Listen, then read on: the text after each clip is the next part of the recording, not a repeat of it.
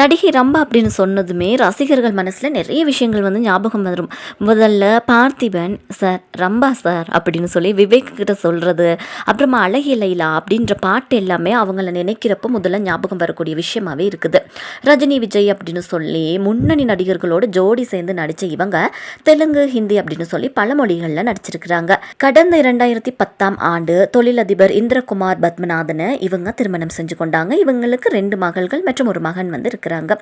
சுமார் 15 ஆண்டுகள் இருக்கும் சினிமாவில் இருந்து விலகி இருந்த ரம்பா இப்போ வந்து விஜய் டிவியில் ஒளிபரப்பாகக்கூடிய ஜோடி ஆர் யூ ரெடி டான்ஸ் ப்ரோக்ராமில் நடுவராக வந்து கலந்துட்டு இருக்கிறாங்க.